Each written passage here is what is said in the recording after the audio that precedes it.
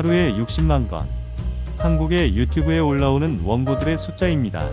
썸네일이야 배우고 따라한다 쳐도 원고는 어쩔 건가요? AI에게 맡기면 해결될까요?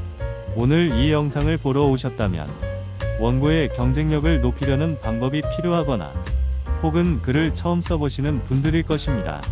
그렇다면 지금부터 우리는 작가가 되어야 할 것입니다. 여기서 작가란 유튜브 원고를 작성해야 하는 크리에이티브를 포함 웹툰, 동화, 다양한 장르의 소설 작가를 포함하는 것으로 칭하겠습니다. 그리고 이제부터는 제가 알려드리는 정보들을 통해 거듭나고 새로 깨어나는 작가가 되실 수 있습니다. 물론 무료이나 유료급 정보가 될 것입니다. 유튜브는 여러분들에게 아주 유용한 장점이 있습니다. 바로 무료라는 것입니다. 그러나 무료라서 정보의 질이 떨어진다면 볼 이유는 없겠죠. 저는 이 영상을 시작으로 제가 알려드릴 수 있는 것에 더 추가하여 120%의 정보를 담을 것입니다.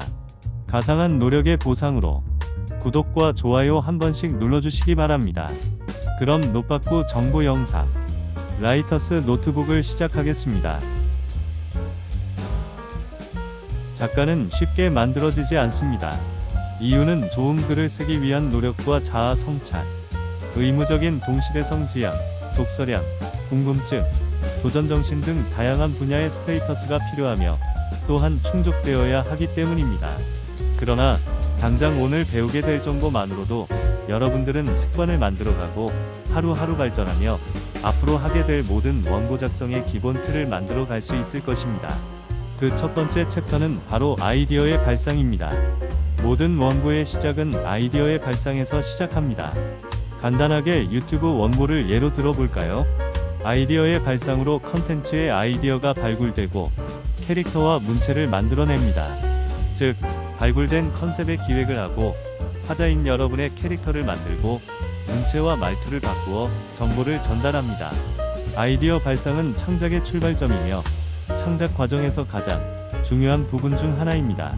아이디어를 발상하는 것은 작가의 상상력과 관찰력을 발휘하여 다양한 소재를 찾아내고 그것을 이야기로 발전시키는 과정입니다. 하지만 갑자기 아이디어를 생각하려면 쉽지 않죠.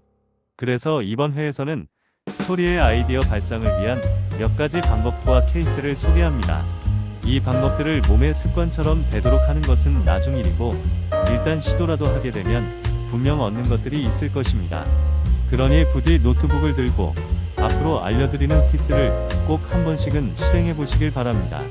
그리고 그중 자신에게 맞다 싶은 것을 선택하면 됩니다. 물론 복수 선택이 좀 더 유리하겠죠?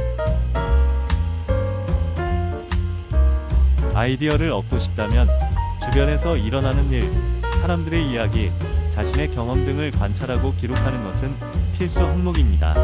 친구들과의 대화도 좋고 식당이나 카페의 대화들, 일하는 사람들의 모습 등을 일상에서 조금 더 자세히 관찰해야 합니다. 현실에서 영감을 받은 이야기는 시청자와 독자들에게 더욱 현실적이고 사실적으로 다가갈 수 있기 때문이죠. 그런데 제가 여기서 관찰이라 했습니다. 아마도 처음에는 아무런 일도 아닌 것처럼 느껴지거나 평소와 같은 너무 심심한 일들처럼 느껴질 수 있습니다. 그래서 관찰이란 말을 꺼냈습니다. 평소보다 귀를 좀 더 쫑긋 세우고 주변의 일들의 의문도 품고 관심을 가져야 합니다. 여기서 팁을 한 가지 드리자면 이유와 만약을 추가해보세요. 일상은 수많은 사람들의 조화로 이루어집니다. 그 조화의 구성원들은 모두 한 사람, 개인이죠. 한 사람은 각자의 말투와 행동이 독립적이며 거기에는 또 이유가 있을 것입니다. 그게 아마도 개인의 캐릭터일 것입니다. 물론 페르소나일 수도 있죠. 그리고 거기에 만약이 더해지면 캐릭터와 스토리의 아이디어가 떠오를 수 있습니다. 주변에서 일어나는 일의 관찰의 한 예를 들어보겠습니다. 시유에서 컵라면 먹던 여중생이 만약 초능력자라면 지금은 학원 갈 준비가 아니라 어떤 사건이 벌어질지 감시하고 있는 것일 수 있다. 저기 저 아저씨를 뒤따라가야 할 것 같다. 왜냐하면 얼마 전 옆 동네에 잡히지 않은 공단 방화 사건의 용의자거든.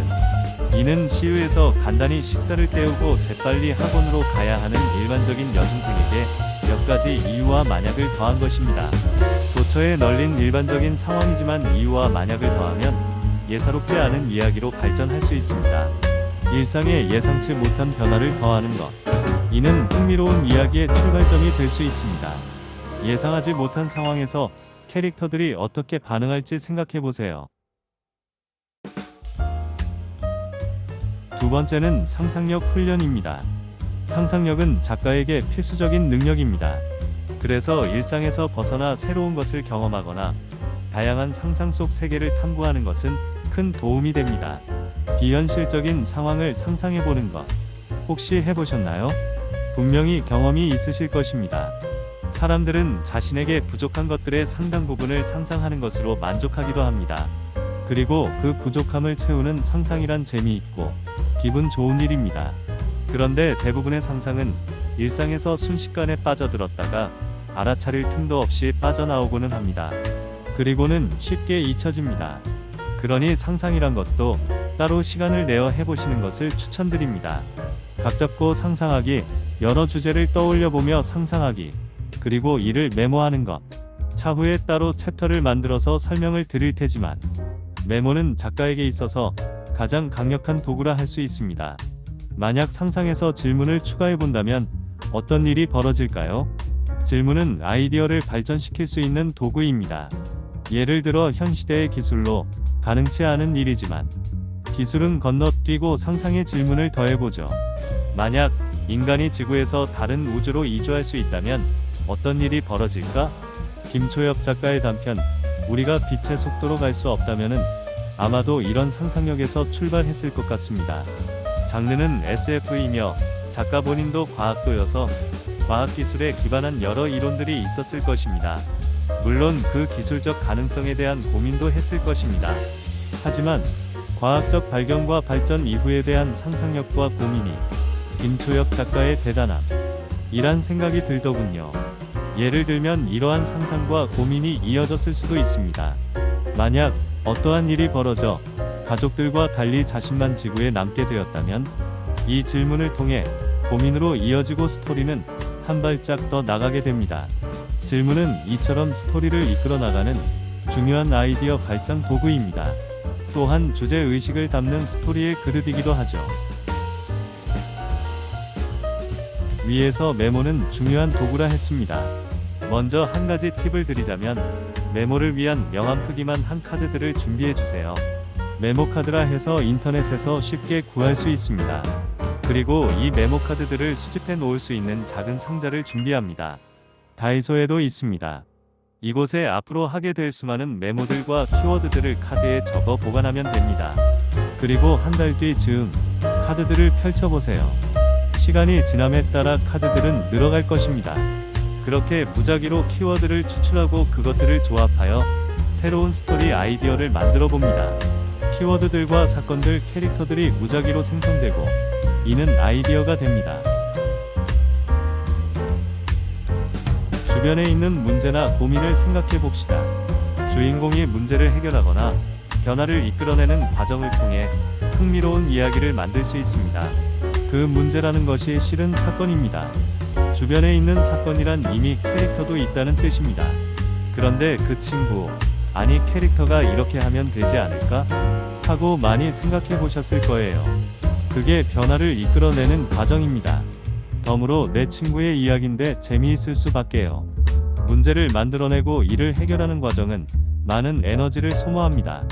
하지만 자신의 주변인들의 도움을 받는다면 여러분들의 창작에는 큰 활력이 될 것입니다. 더해서 자신의 관심사나 경험을 반영한 스토리도 생각해보죠. 자신이 잘 알고 있는 분야나 경험은 문제나 고민거리도 있기 마련입니다. 역사, 과학, 문화, 예술 등 다양한 분야의 소재 검색. 이른바 덕질은 중요한 아이디어를 얻을 수 있는 창작 기법입니다. 또한 이 덕질들을 통해 얻은 여러 분야에서 가져온 소재는 조합하고 발전시켜 새로운 이야기를 창작할 수 있습니다. 더해서 여행, 모험은 말을 말죠. 실은 이처럼 책을 읽어라, 영화를 봐라, 여행을 해라의 목적은 단 하나입니다. 그것은 바로 상상력을 키워야 한다, 입니다. 그 상상력은 절대 무시할 수 없는 당신만의 특별함입니다. 머릿속에 있는 그 상상들을 메모하고 다시 발전시키고 다른 상상들과 엮어서 한 걸음 더 나가야 합니다. 그런데 여기서 한 가지 짚고 넘어가야 할 점이 있습니다. 사실 위에 소개해드린 아이디어 발상법은 여러분들에게 습관을 전제로 하게 된다는 것입니다. 그런데 그 습관이라는 것이 어디 쉽나요? 그래도 또 한 가지 팁을 드리자면 이번 한 번부터 오늘 하루부터입니다. 꾸준히 할 수 있으면 좋겠지만 일단 이번 한 번 오늘 하루만 시작하시기 바랍니다. 그리고 반드시 노트하세요. 그 한 번만으로 여러분은 작가의 길로 한 걸음 더 나가게 될 것입니다. 습관화된다면 그 삶도 정말 재미있을 것입니다. 오늘은 라이터스 노트북의 첫 번째 시간으로 스토리 아이디어를 얻는 방법들을 나열해 보았습니다. 이 영상을 보시는 분들은 앞으로 꽤 오랜 시간 아이디어 수집에 큰 시간을 쏟을 것으로 보입니다. 그러나 아이디어만으로 작가가 될 수 있을까요? 가능은 해도 쉽지는 않을 것 같습니다. 다만 아이디어는 작가의 소양입니다. 문학 작가에만 해당하는 것이 아닙니다. 유튜브에서도 각 재생 목록과 컨텐츠마다의 아이디어가 필요합니다. 화자인 여러분들의 캐릭터에도 필요한 것은 당연하고 말이죠. 우리들은 이 아이디어들을 통해 이야기로 발전시키는 연습을 필요로 합니다. 그래서 다음번 노트북은 플롯에 대한 이야기로 이어집니다. 플롯의 중요성과 효과적인 구조 설계, 그리고 강력한 플롯을 구성하는 방법과 예시들을 제시할 것입니다. 물론 유튜브 플롯은 어떻게 구성해야 하는지도 포함할 것입니다. 꼭 시청하시고 좋은 정보들을 가져가시기 바랍니다. 그러면 아이디어 챕터에 이어 플롯과 구조에 대해서도 재미있게 시작해보죠.